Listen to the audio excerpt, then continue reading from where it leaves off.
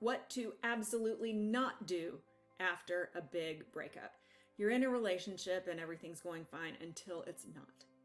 Things start to wind down and come to a close, and whether you're the one that realized that things need to end or whether that decision was handed to you by the other person, it is an emotional time, no matter what side of that scenario you're on, or even if it was mutual. Hopefully, that would be the best case scenario.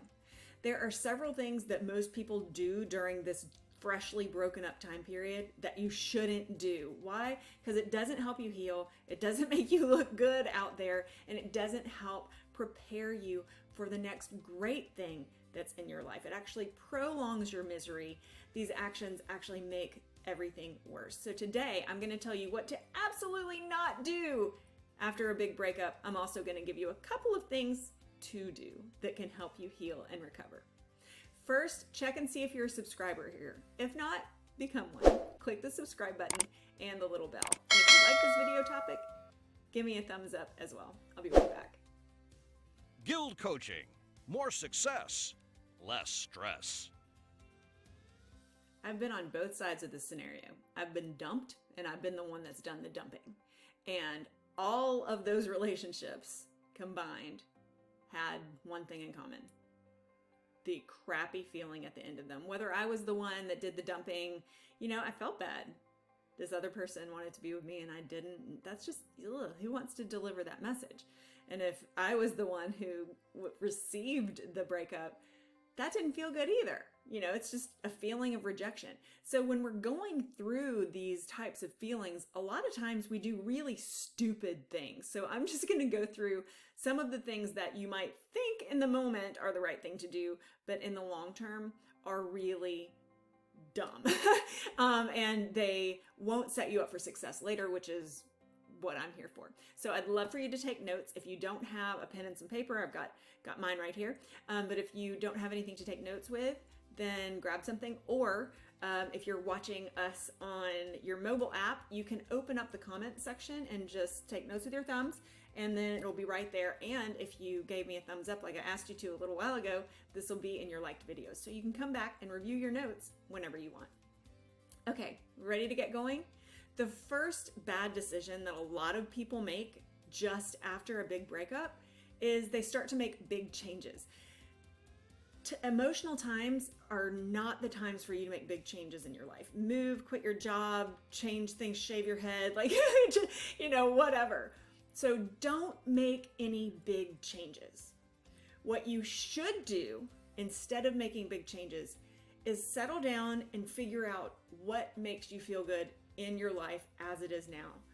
What things in your routine.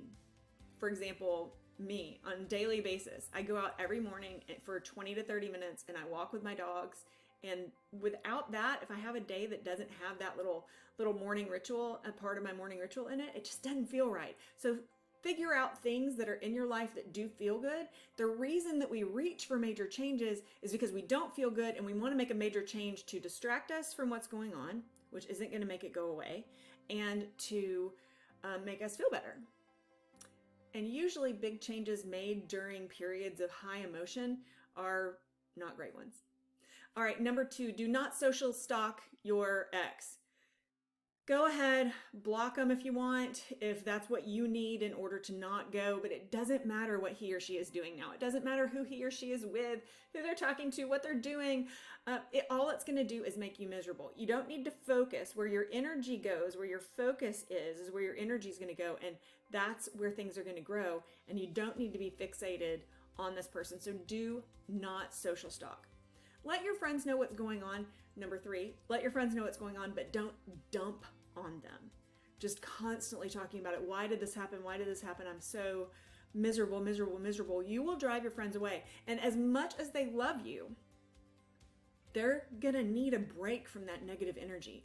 So don't dump on them, and certainly do not ask them to keep tabs on your ex for you.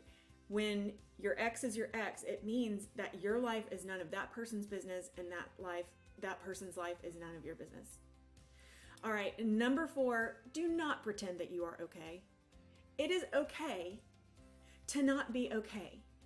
So going back to the not dumping on friends, if they're like, oh, come on, cheer up, and you're like, look, I'm not okay. It doesn't mean that you should start dumping on them.